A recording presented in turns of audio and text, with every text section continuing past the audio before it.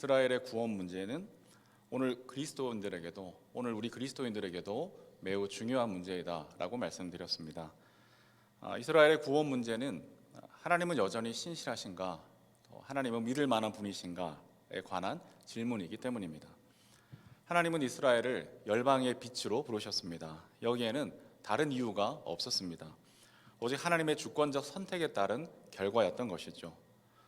비록 이스라엘이 하나님이 보내신 예수 그리스도를 거절하였지만 하나님의 이 선택과 약속은 취소되지 않았고 유대인의 불신앙과 불순종을 극복해내고야 말았습니다. 그래서 바울은 이스라엘을 향한 하나님의 구원을 확신하고 있습니다. 바울의 이 확신이 오늘 우리의 확신이 되면 참 좋겠습니다. 이스라엘에게 신실하신 하나님은 오늘 우리에게도 여전히 신실하신 분이신 것을 우리는 믿습니다. 신실하신 하나님의 약속을 붙들고 우리 삶의 자리에서 더욱 믿음으로 살아가는 우리 모두가 되시기를 주님의 이름으로 축복합니다. 오늘 본문에서는 디아트리베라는 이 수사적 질문이 두 개가 나오는데요. 14절에서 18절까지가 그 첫 번째이고 19절에서 29절까지가 그 두 번째입니다. 오늘은 첫 번째 디아트리베 부분을 살펴보도록 하겠습니다. 디아트립의 수사적 질문이란 어떤 가상의 인물을 설정해 놓고 논쟁을 벌이거나 또 오늘 본문과 같이 교육을 하는 그런 수사법을 일컫는데요. 19절에 보니까 그대는 이라는 말이 나옵니다. 그러니까 이때 그대는 누군가를 특정한다기보다는 가상의 대상을 정해 놓고 또 논쟁을 벌이거나 또 교육을 하는 차원에서 정해 놓은 대상입니다. 그래서 이런 수사적 법을 디아트리베라고 합니다. 오늘 첫 번째 디아트립의 질문을 살펴볼 텐데 그 14절에 보니까 가상의 상대에게 이런 질문을 합니다. 우리 14절을 같이 읽어보겠습니다. 네, 시작. 그러면 우리가 무엇이라고 말을 해야 하겠습니까? 하나님이 불공평하신 분이라는 말입니까? 그럴 수 없습니다 라고 합니다. 아마도 이 가상의 상대가 하나님은 불공평한 분이 아니신가 이렇게 도전을 했던 것이죠. 하나님은 불공평한 분인가?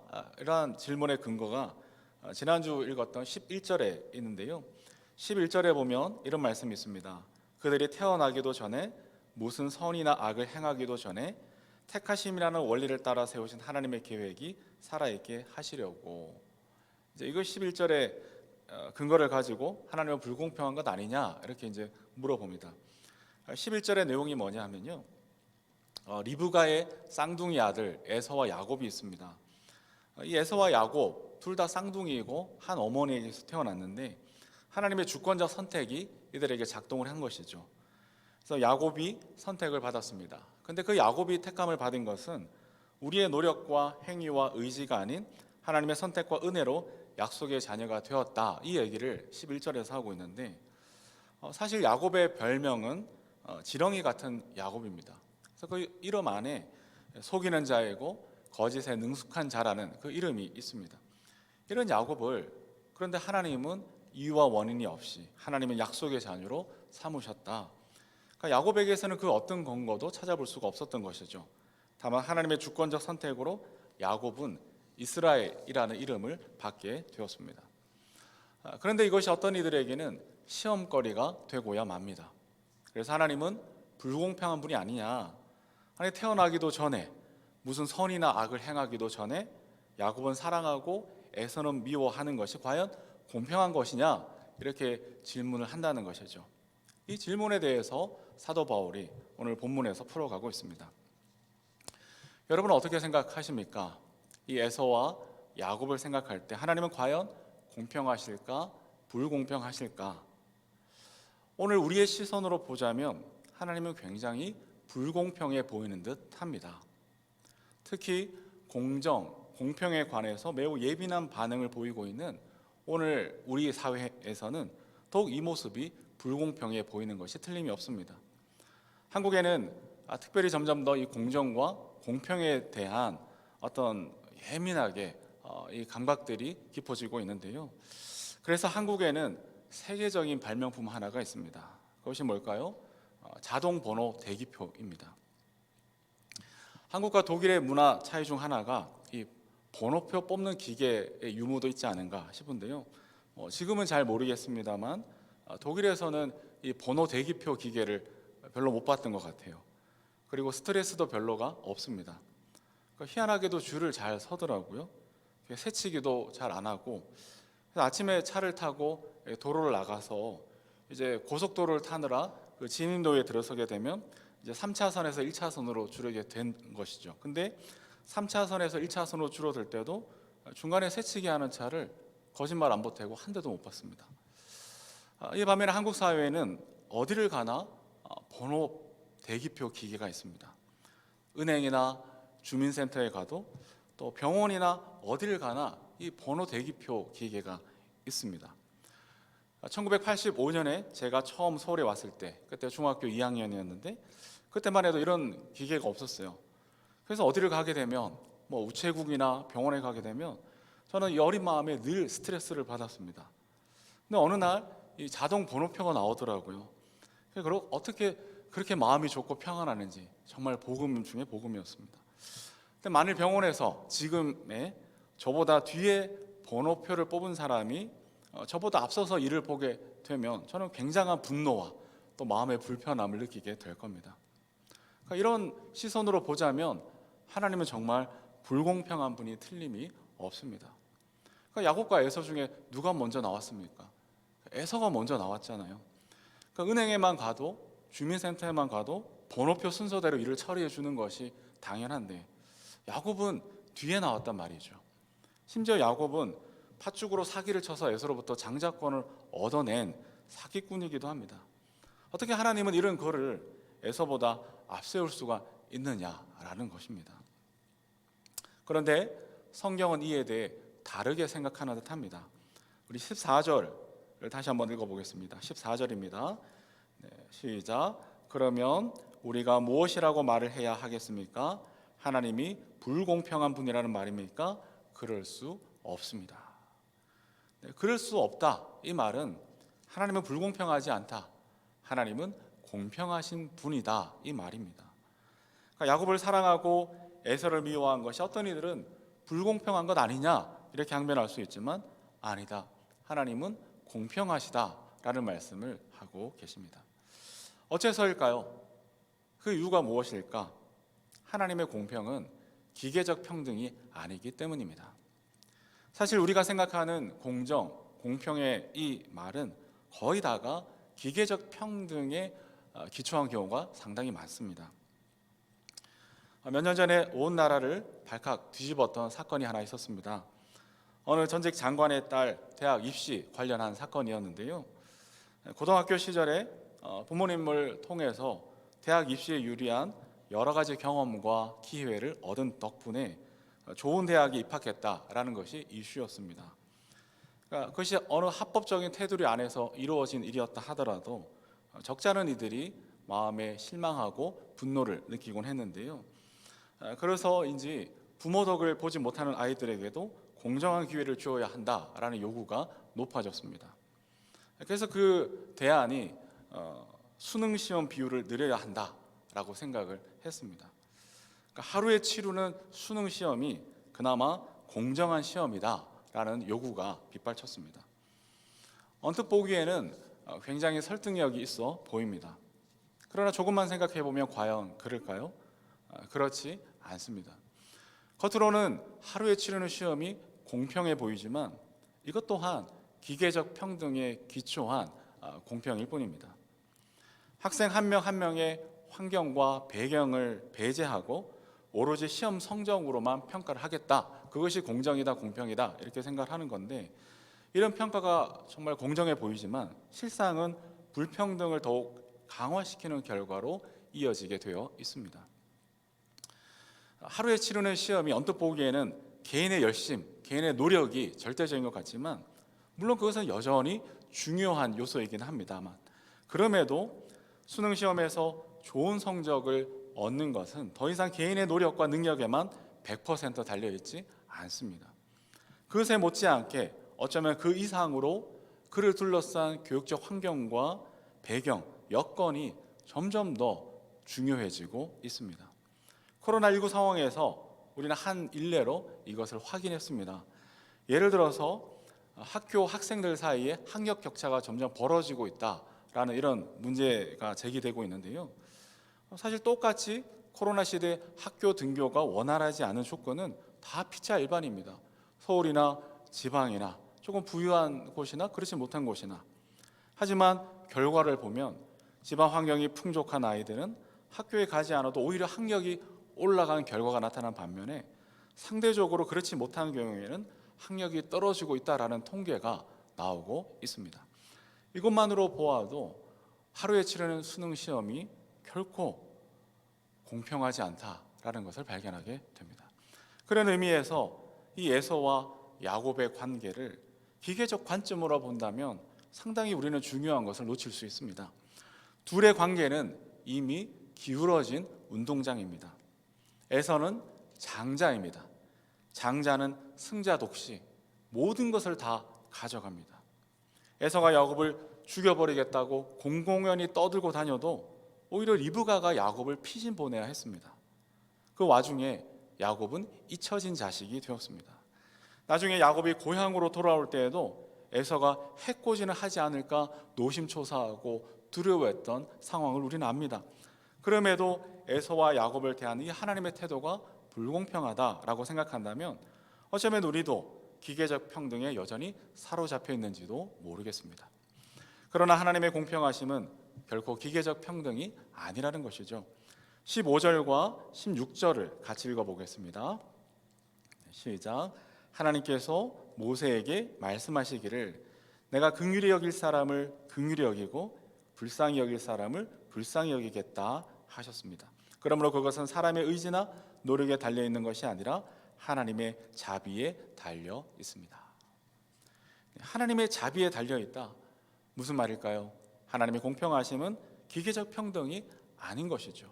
하나님의 공평하심은 긍휼히 여길 사람을 긍휼히 여기고 불쌍히 여길 사람을 불쌍히 여기는 이 자비에 기초하고 있습니다. 기계적 평등이 아니라 편애하시는 공평입니다. 고아와 과부를 불쌍히 여기고 나그네와 이방인을 돌아보시는 자비입니다. 그래서 하나님은 애굽 왕 바로가 아닌 히브리 민족을 선택하셨던 것이지요. 어쩌면 세상의 눈은 오르는 바로 왕을 선택하는 것이 공평에 맞는지도 모릅니다. 애굽의 바로 왕과 히브리 민족 중에서 누가 더 많이 하나님께 신에게 바칠 수 있을까요? 애굽 왕 바로는 세계에서 가장 힘이 세고 높은 자리에 있습니다. 그의 엄청난 부와 권력으로 신전도 많이 지을 수 있었을 겁니다. 그러나 아브라함의 하나님, 이삭의 하나님, 야곱의 하나님, 나의 주, 나의 하나님은 가난하고 비천하고 가장 낮은 자리에 처해 있었던 히브리 민족의 신음소리를 들으셨습니다. 애굽 왕 바로가 아니라 우리말로 하면 떠돌이 불황자들이었던 히브리 민족에게 자비를 베푸셨습니다. 그래서 히브리 민족이 노예에서 자유민이 될 수가 있었고 열방의 빛으로 쓰임받을 수가 있게 되었던 것이죠. 사랑하는 여러분, 우리가 믿는 하나님은 어떤 분이신지 우리는 깨달아야 하겠습니다. 사렙다 과부의 두 렙돈을 귀 받으시는 하나님입니다. 기계적 평등으로 보자면 이 얼마나 불공평한 처사일까요? 그러나 하나님은 받은 자에게 많이 요구하시고 적게 받은 자에게 적게 요구하십니다. 하나님의 공평하심은 긍휼히 여길 자를 긍휼히 여기고 불쌍히 여길 자를 불쌍히 여기는 자비이기 때문입니다. 이 자비하심으로 하나님은 세상을 공평하게 만들어가고 있습니다. 고아와 과부를 편애하시고 나그네와 이방인을 돌보시는 사랑으로 세상을 공평하게 만들고자 하십니다. 우리 또한 이 하나님의 자비를 입었습니다. 우리는 원래 하나님의 구원에서 제외되어 있었고 잊혀진 사람들이고 쫓겨났었고 도망자 신세였던 이방인들이었습니다. 만일 기계적 평등으로 우리를 대하셨다면 언간생심 하나님을 아빠 아버지라 부를 수 있는 일은 없었을 겁니다. 그러나 하나님은 죄와 사망으로 고통당한 우리를 불쌍히 여기시고 우리의 신음소리를 들으시고 우리를 자녀로 불러 주셨습니다. 유대 민족과 같이 하나님을 모시는 영광도 없었고 언약과 율법도 없었고 예배와 약속들도 없었고 하나님을 알지조차도 못했지만 하나님은 이방인이었던 우리를 긍휼히 여기시사 자녀로 불러 주셨습니다. 어떤 이의 눈에는 이 하나님의 자비가 불공평해 보일지도 모릅니다. 그러나 하나님의 공평은 바로 이런 것입니다. 그래서 오늘 본문에서 사도 바울은 하나님은 공평하시다라고 선언할 수가 있는 것이죠. 따지고 보면 불공평한 것은 하나님이 아닙니다. 이 세계를 점점 더 불공평한 세상으로 망치고 있는 주범은 바로 우리들입니다. 사회 곳곳에서 공평을 외치고 정의를 갈망하지만 정작 세상을 불공평하게 만드는 것은 바로 우리 자신들이라는 것이죠. 성경에 보면 하나님은 희년 제도를 실천할 것을 명령하셨습니다. 희년 제도란 50년마다 땅을 원주인에게로 되돌리는 제도인데요. 하나님은 가나안 땅에 입성하는 이스라엘 지파별로 땅을 나누어 주셨습니다. 처음에는 똑같은 조건에서 땅을 가진 자유민으로서 시작하는데요. 이 시간이 지나면서 지파별로 또 사람마다 경제적, 사회적 격차가 벌어지곤 합니다. 결국 어떤 지파는 땅을 더 소유하고 어떤 이들은 땅이 사라져버리고 어떤 이들은 부를 축적하고 어떤 이들은 한없이 스스로 노예로 팔기도 합니다. 빈부격차가 생기는 것이고 또 이웃집 노예가 되기도 하는 일들이 일어나는데요. 그러나 50년마다 돌아오는 이 희년의 나팔이 울려 퍼질 때 땅과 소유를 다시 원주인에게 되돌리라라는 하나님의 명령이 주어졌습니다.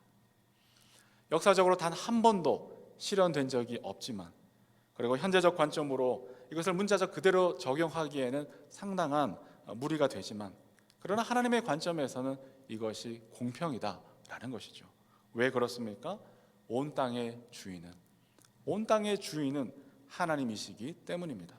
하나님께서 우리가 먹고 마시고 누리는 이 모든 것들을 우리에게 선물로 주셨기 때문입니다.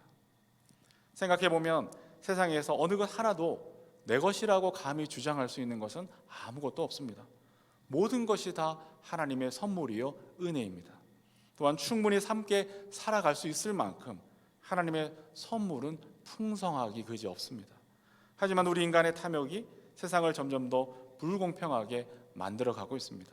따라서 인간의 탐욕으로 점점 더 기울어져가는 세상에서 우리 그리스도인들은 하나님께서 명령하신 이 희년의 정신을 우리의 상황에 적용해야만 할 겁니다. 그런데 기계적 평등으로는 안 됩니다. 기계적 평등으로는 상황을 악화시킬 뿐입니다. 하나님의 자비가 그 해답인 것이죠. 긍휼히 여길 자를 긍휼히 여기고 불쌍히 여길 자를 불쌍히 여기는 자비를 우리 삶 속에서 실천해야만 합니다. 고아와 과부를 돌아보고 나그네와 이방인을 대접하는 편애적 사랑이 필요합니다. 하나님의 자비와 연약한 자를 향한 편애가 가득한 곳에 놀랍게도 모두가 바라는 공평한 세상이 오게 되더라는 것이죠. 며칠 전에 박향 권사님과 통화를 했습니다. 이런저런 대화를 나누다가 또 기도 제목들 여러 가지 상황들을 나누다가 한 가지 권사님의 소원 수리 시간이 있었습니다. 그러니까 유튜브 방송 채널을 시청하시게 될 때 찬송 가사나 말씀 등을 좀 더 선명하고 크게 해주면 어떻겠냐라는 이 아주 작은 의견을 피력해 주셨는데, 그러나 권사님의 말씀을 들으면서 마음속에 아차 싶었습니다. 저는 사실 시력이 굉장히 좋습니다. 난시가 있기는 하지만 양쪽 다 1.5입니다. 그러다 보니까 어쩔 수 없이 때로는 박형 권사님의 고충을 충분히 헤아려 드리지 못했던 때가 있었다는 것을 알게 되었습니다. 권사님과의 오랜 대화를 통해서 교회와 성도는 연약한 자들의 시선에 세밀한 주의를 기울여야 한다는 것을 다시금 생각해 보았습니다. 물론 박형 권사님은 충분히 강하고 또 성숙하신 분입니다. 다만 삶의 어떤 부분에서는 연약한 부분이 있는 것이고 그것은 저도 마찬가지입니다. 겉으로 보기에는 멀쩡해 보이기는 하지만 저는 심장 부정맥과 류마티스 질환으로 늘 조심하는 그런 처지에 있습니다. 김세현 장로님에게 이런 이야기를 들은 적이 있습니다. 이문경 권사님과 어느 곳을 여행을 하게 되었는데 두 분이 똑같이 만보기를 맞추셨답니다. 그래서 만보기를 차고 하루 종일 두 분이 동행을 하셨는데요. 저녁에 만보기를 체크해 보면 이문경 권사님의 걸음 숫자가 훨씬 더 압도적으로 많더라는 거예요. 하루 종일 같이 동행을 하셨는데 왜 이 차이가 날까 싶다가 문득 알게 되었답니다. 두 분의 보폭이 다른 것이죠. 두 분의 보폭이 다르다 보니까 이문경 권사님의 걸음 숫자가 많아질 수밖에 없었습니다. 그래서 권사님은 하루 종일 장로님의 평소 걸음 속도에 맞추느라 종종거리시면서 걸으셔야 했다. 그래서 다음부터는 이 권사님의 속도에 발을 맞춰야 되겠다라고 생각을 하셨대요. 그래서 장로님은 이문경 권사님의 그 연약함을 외면하지 않고 돌아보심으로 이 두 분의 동행은 공평하고 행복한 여행이 되었다, 이런 이야기입니다. 우리 안에 있는 연약함이란 그런데 늘 고정되어 있는 것은 아닙니다. 박형 권사님이 어떤 부분에서는 연약하실 수 있지만 또 다른 여러 측면에서는 훨씬 더 강하고 또 성숙한 분이십니다.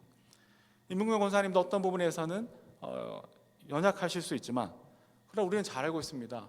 이 나사 옥션에서는 대체 불가 절대 강자이기도 합니다.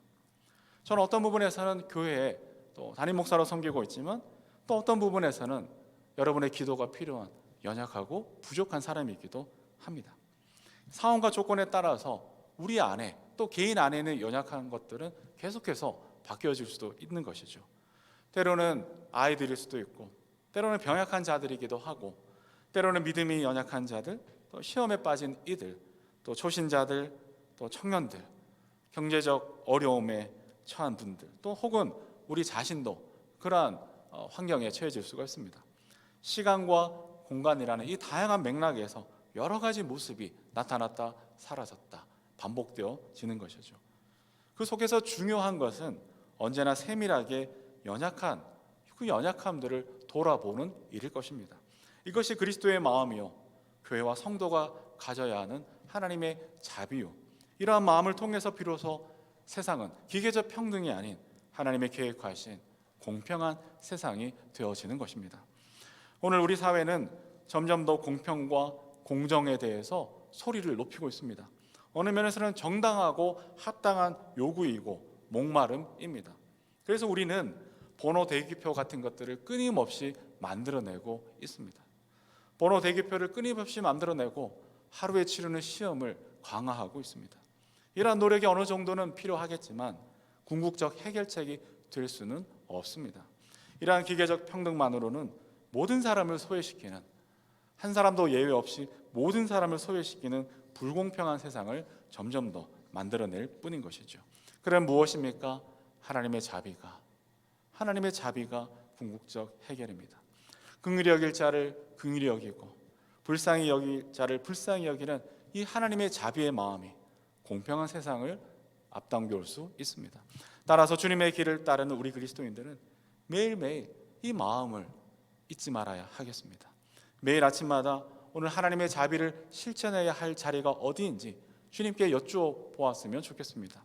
이번 한 주간도 긍휼히 여길 자를 긍휼히 여기고 불쌍히 여길 자를 불쌍히 여기는 자리가 무엇인지 기도해 보시기 바랍니다.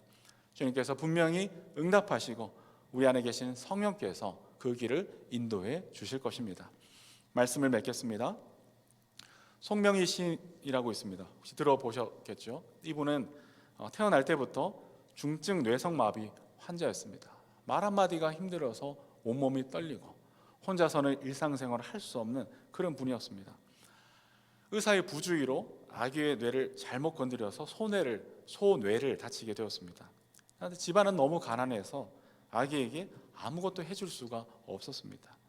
점점 더 자라면서 육체의 고통은 심해지고 삶의 자리는 비참해지고 온몸과 영혼이 망가지면서 그는 부모님을 원망하고 하나님을 저주했습니다. 하나님을 저주하고 삶을 미워하는 그를 누가 감히 뭐라 할 수가 있겠습니까? 그러던 어느 날 극심한 절망에 빠진 그를 주님이 만나 주셨습니다. 내가 너를 사랑한다 라는 주님의 음성을 듣게 되었습니다. 주님은 그에게 시를 불러주셨고 그는 시를 받아쓰기 시작했고 송명희 시인은 울고 또 울었습니다. 그때 받아 적었던 많은 시 가운데 하나가 우리가 잘 아는 나라는 찬양이 있습니다. 그 나라는 찬양의 가사가 이렇습니다. 나 가진 재물 없으나 나 남이 가진 지식 없으나 나 남에게 있는 건강 있지 않으나 나 남에게 없는 것이 있으니 나 남이 못 본 것을 보았고 나 남이 받지 못한 사랑 받았고 나 남이 모르는 것 깨달았네.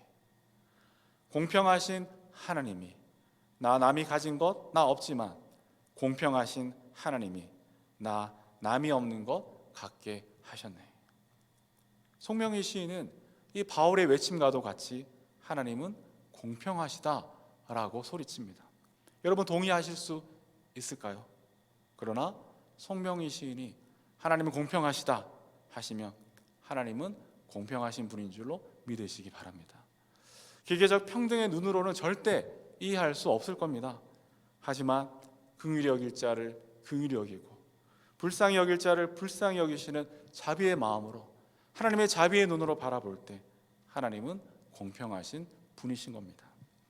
사렙대 과부의 두 렙돈을 귀히 여기시는 주님은 잊혀지고 버려진 송명희 시인의 작은 신음소리까지도 들으시고 찾아와 주시고 하나님 자신을 직접 보여주셨습니다. 기계적 평등으로는 한없이 가난하고 소외된 연약한 자이지만 송명희 시인은 하나님을 소유하고 있는 부요한 사람 된 것이죠. 그래서일까요? 언젠가 미국으로 가서 치료를 받아보겠느냐라는 제안을 거절하면서 주님 만드신 이 모습대로 살겠다라는 대답을 하기도 했었습니다. 한동대 이지선 교수라고 있습니다. 이화여대 재학 중에 음주운전자가 낸 불의의 교통사고로 전신 3도 화상을 입어 얼굴이 일그러졌습니다. 7개월간의 입원과 30번이 넘는 수술 및 재활치료를 이겨내고 일상생활을 하고 있는데요, 많은 것이 달라졌습니다. 곱고 예쁘던 그 조립사진의 얼굴과는 전혀 다른 얼굴로 살아가는 그 모습이 보는 이들로 하여금 안타깝게 했습니다. 하지만 절망 속에서 주님을 만났던 그의 간증은 교회의 울타리를 넘어 믿지 않는 이들에게까지 깊은 감동과 선한 영향력을 끼치고 있습니다. 언젠가 이런 질문을 했습니다. 사고 이전으로 돌아갈 수 있다면 돌아가시겠느냐? 라는 그 질문에 그러고 싶지 않다라고 진심으로 대답했습니다. 그 사고로 인해서 예수 그리스도를 깊이 소유했기 때문이다 라고 대답했습니다. 자신의 마음에 임한 천국을 세상에 전하며 살고 싶기 때문이다 라고 말했습니다. 지옥이 될 수도 있는 그 삶의 조건 속에서도 이미 임한 하나님의 나라 천국을 살아가고 있는 모습을 우리에게 보여주었습니다. 그는 절망의 자리에서 하나님의 자비를 경험했습니다. 세상이 알지 못하고 세상이 소유하지 못한 예수 그리스도를 가진 사람이 된 것이죠. 두 사람의 이야기를 들으면서 도전이 되기도 하고 부끄러워지기도 합니다. 저의 마음에는 하나님은 공평하신가 불공평하신 것은 아닌가라는 생각이 들 때가 있었던 것이 사실입니다. 그러나 하나님은 사도 바울의 입을 통해서 오늘 우리에게 하나님은 공평하시다라고 말씀하십니다. 내가 연약할수록 더욱 귀히 여기시사 하나님의 아들 예수 그리스도를 우리에게 선물로 계시해 주셨습니다. 하나님을 아빠, 아버지라 부를 수 있게 되었고 예수 그리스도의 이름을 우리는 소유하고 있습니다. 그리고 그 이름으로 기도할 때 주님 우리가 구하는 모든 것을 허락하시겠다 약속해 주셨습니다. 이 엄청난 약속을 우리는 우리 삶의 열쇠로 가지고 있는 것이죠. 현대 그리스도인들은 점점 더 어쩌면 요한계시록의 두아디아의 교회 성도들처럼 되고 있는지 모릅니다. 세상의 달콤함에 취해서 내게 있는 예수 그리스도를 잊어버리고 있습니다. 어쩌면 그래서 더더욱 하나님이 불공평하게 느껴지는 것은 아닌지 돌아봅니다. 그러나 우리에게는 은과 금은 내게 없으나 내게 있는 것 내게 주노니 나사렛 예수 그리스도의 이름으로 걸으라 명했던 그 이름, 나면서 못 걷던 이가 벌떡 일어나 뛰며 찬양했던 그 이름, 우리 주 예수 그리스도의 이름을 우리는 가지고 있습니다. 그러니 두려워하지 마십시오. 낙심하지 마십시오. 공평하신 하나님이 우리에게 주신 이름 예수 그리스도를 붙드시기 바랍니다. 나의 작은 신음소리까지도 들으시고 강한 손과 편팔로 구원해 내시는 그 하나님의 자비하심을 붙드십시오. 그리고 하나님의 자비를 우리 삶의 곳곳에서 실천해 가시기를 바랍니다. 이를 위해서 우리를 그리스도인으로 부르셨고 세상으로 보내고 계시는 줄로 압니다. 잃어버린 영혼을 향한 이 하나님의 자비하심을 확신하고 날마다 실천하고 또 실천해 나갈 때 공법이 물같이 정의가 하수같이 흐르는 하나님의 공평한 세상이 우리 눈앞에 활짝 펼쳐지게 되는 것을 보게 될 것입니다. 이 은혜와 복을 누리시는 우리 모두가 되어지시기를 주님의 이름으로 축원합니다. 아멘.